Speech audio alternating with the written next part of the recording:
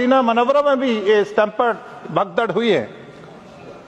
वहां 87 में 400 मौतें हुई, 94 में 270 मौतें हुई, अप्रैल 9 1998 में 118 मौतें हुई, मार्च 5 2001 में 35 मौतें हुई, फरवरी 11 2003 में 14 मौतें हुई और सितंबर 24 2015 में 717 लोगों की जानें गई और 865 लोगों की मौतें हुई।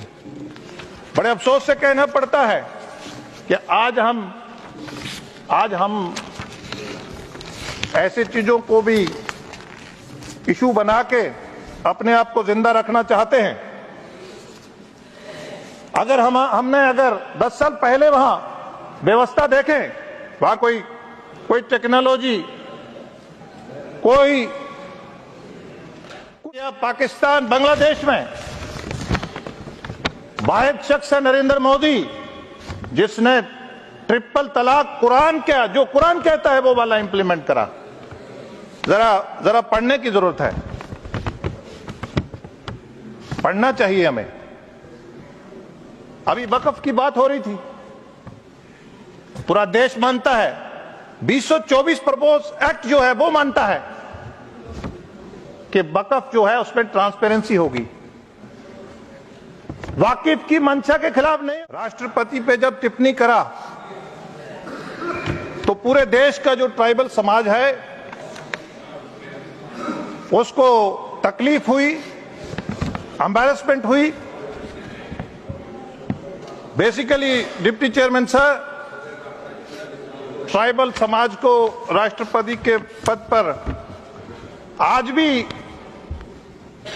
जो दल सत्ता में रहे हैं वो बर्दाश्त नहीं करते हैं। पूरा हाउस इसको कंडेम करता है।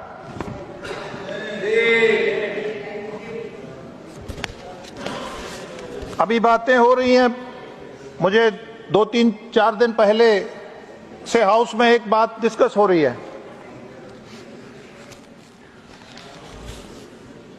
भारत की सदर ने भी, प्रेसिडेंट साहिबा ने भी उनका जिक्र किया है। यहां दुनिया की सबसे बड़ी गैदरिंग हुई है महाकुंभ में। पूरा हाउस, पूरा देश जो जाने गई हैं उसके लिए हम श्रद्धांजलि पेश करते हैं। लेकिन अगर हम थोड़ी नजर मारें हिस्ट्री में, फरवरी 1956 में 800 लोगों की जानें गई। अगस्त 2013 में नासिक में 29 लोगों की जानें गई। 2005 जनवरी में 293 लोगों की जानें गई। फरवरी 2013 में ब्रिज कोलैप्स से 46 लोगों की जानें गई। यहां नहीं, पूरी दुनिया में मक्का मुअज्जमा और मदीना मनव्वरा में भी ये स्टैम्पर्ड भगदड़ हुई है। वहां 87 में 400 मौतें हुई, 94 में 270 मौतें हुई, अप्रैल 9 1998 में 118 मौतें हुई, मार्च 5 2001 में 35 मौतें हुई, फरवरी 11 2003 में 14 मौतें हुई और सितंबर 24 2015 में 717 लोगों की जानें गई और 865 लोगों की मौतें हुई। बड़े अफसोस से कहना पड़ता है कि आज हम ऐसी चीजों को भी इशू बना के अपने आप को जिंदा रखना चाहते हैं। अगर हमने 10 साल पहले वहां व्यवस्था देखें, वहां कोई टेक्नोलॉजी, कुछ नहीं था, ओपन डेफिकेशन थी, इनएफेक्टिव गार्बेज डिस्पोजल था, लैक ऑफ मॉडर्न सिक्योरिटी और मैनुअल पुलिसिंग थी। कोई भी वहां लैक ऑफ ट्रांसपोर्ट। लेकिन अगर 2014 के बाद देखें तो 4200 करोड़ अरे भैया उससे इंफ्रास्ट्रक्चर बनाया गया, मॉडर्न सिटी टाइप टेंट बनाए गए, artificial drone, CCTV, crowd monitoring, modular toilet, sewage treatment plant, ताकि हमारा रिवर जो है वो पोल्यूट ना हो।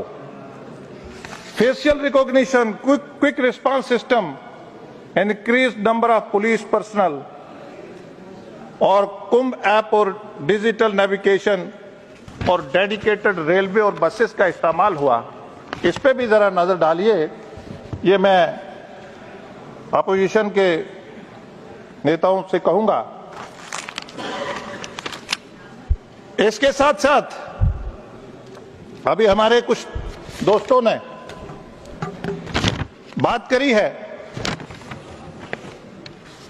कि अल्पसंख्यक समाज के लिए बड़े आंसू रोए हैं। अभी तलाक की बात कर रहे थे। अरे इंडिया, पाकिस्तान, बांग्लादेश में वाहिद शख्स है नरेंद्र मोदी जिसने ट्रिपल तलाक जो कुरान कहता है वो वाला इंप्लीमेंट करा। जरा पढ़ने की जरूरत है, पढ़ना चाहिए हमें। अभी वक्फ की बात हो रही थी, पूरा देश मानता है 224 प्रपोज एक्ट जो है वो मानता है कि वक्फ जो है उसमें ट्रांसपेरेंसी होगी, वाकिफ की मंशा के खिलाफ नहीं होगा। लेकिन मुतवल्ली अकेला ही बेच दे प्रॉपर्टी को, उसके पास किसने, जब खुदा को दे दी, गॉड को दे दी, तो मुतवल्ली के पास क्या राइट है? क्या देश का वजीर आजम देखता रहेगा कि इतने बड़े समाज की आप प्रॉपर्टीज को लूट खसुट करेंगे? क्या आर्टिकल 26 यही कहता है कि आप बाड़ी खेत को खाते चलो? इतना बड़ा एहसास आप बोलते हैं, रेलवे डिफेंस के साथ जोड़ते हैं। कहां है इंस्टीट्यूशन 70 सालों में? कहां है अस्पताल? कहां यूनिवर्सिटियां बनी? कहां वक्फ की प्रॉपर्टी को खाया? आज देश के वजीर आजम आपसे 70 साल का हिसाब लेने वाले हैं। बड़ी बड़ी बातें होती है। संबल की बात भी हुई। अरे पहले हमने उनको अनपढ़ रखा, वोट बैंक तक रखा, पहले उनका वोट लिया, फिर उनको उकसाया, फिर उनको उकसा के अपनी रोटी सेकी। बड़े अफसोस की बात है कि उनकी वेलफेयर के लिए बात करते आपने 70 तक उनके कल्चर को खत्म करा। किसी बदमाश का रोल हो वो दिया, उसको इलिटरेसी से जोड़ा, अनपढ़ता से जोड़ा, उसको देश का नागरिक नहीं बनने दिया, उसको देश की डेवलपमेंट का हिस्सा नहीं बनने दिया। ये बड़े अफसोस की बात है। और 90 के बाद आपने टेररिज्म के साथ जोड़ा। ऐसे कैसे? आप साइको टेरर, आप एक कम्युनिटी में टेरर, बड़े भाई का टेरर क्रिएट कर रहे हैं कि आपको, जो आपका बड़ा भाई है वो आपको खा जाएगा, आपके मदरसे खा जाएगा, आपकी वो खा जाएगा। हमें इस चीजों से बाज रहना चाहिए। आज डिप्टी चेयरमैन सर, आज देश के वजीर आजम चाहते हैं कि स्टार्टअप स्टैंड अप के जरिए देश की बड़ी माइनॉरिटी जो है मेजॉरिटी के साथ कंधे से कंधा मिला के विकसित भारत, जो दुनिया की तीसरी बड़ी ताकत का देश के वजीर आजम ने जो अहद किया है, टारगेट फिक्स किया है, उसमें वो हिस्सा बने। देश के वजीर आजम चाहते हैं कि वो एक हाथ में कुरान और एक हाथ में टेक्नोलॉजी रखें, लेकिन नहीं चाहते वो लोग जो उनका वोट बैंक पे डिपेंडेंट हैं। वो चाहते हैं वो वोट तक ही रहें। इसलिए देश के वजीर आजम ना अपीस करते हैं ना टीस करते हैं, कोई डिस्क्रिमिनेशन पॉलिसी मेकिंग पे नहीं है। तो इसलिए मैं ये भी कहूंगा हाउस के सामने कि हमें एक देश के बड़े तबके को आगे बढ़ने देना चाहिए और उसकी हौसला अफजाई करनी चाहिए। और ये मैं कहूंगा, मैं जम्मू कश्मीर से आता हूं, वहां भी इस तरह की पॉलिसी पिछले 70 साल इस्तेमाल करी गई। वहां जब शुरुआत में हम यूएन में चले गए, जम्मू कश्मीर के लोगों में दोहरी ज़हनियत क्रिएट करी गई। उनको मालूम तक नहीं रहा, कभी उनको ऑटोनॉमी का और कभी so called short form of आजादी का लारा दिया, और इस तरह करते करते उनको दिमाग में दोहरी ज़हनियत क्रिएट करी। आज उनका जो वहां से जम्मू कश्मीर से लोग भाग रहे थे, वहां आज स्टेबिलिटी आई है। आज लोग अपनी प्रॉपर्टी पे खर्चा कर रहे हैं। जिसकी एक दुकान थी वो 2 बना रहा है, जिसका एक होटल था वो दूसरा बना रहा है।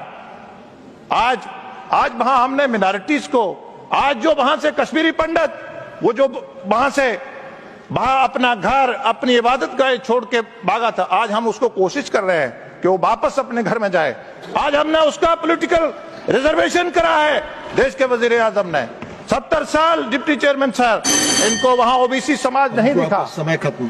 70 साल। Please I am concluding sir. Conclude sir मेरे पार्टी का टाइम है। Conclude sir. सर 70 साल खत्म करें जल्दी। सर 70 साल ओबीसी समाज को हमने मेयर 2% रिजर्वेशन दिया, देश के वजीर आजम ने उनको 8% रिजर्वेशन दिया। सर अभी मेरी शुरुआत थी सर। खत्म करें सर इलेक्शन प्लीज। आज जो बड़ी कल तक बड़ी डिमांडें करते थे कि जनाब असेंबली का इलेक्शन, हमने असेंबली का इलेक्शन करवाया, पार्लियामेंट का इलेक्शन करवाया, हमने 3 टायर का करवाया, लेकिन यहां एमपी 500 वोट से भी आते थे। लेकिन पहली बार देश के वजीर आजम और वहां से हमारा इलेक्शन कमीशन ऑफ इंडिया ने इलेक्शन करवाया, भारी तादाद में कश्मीर और जम्मू में लोगों ने वोट दिया। Thank you. और हमने Thank you. पूरे देश की पॉलिटिकल जमात को बताया जो कि इस पे क्वेश्चन उठाते हैं ईवीएम पे, आज वहां लोग जीत के आए। थैंक यू चेयरमैन, शुक्रिया। सदस्यगण।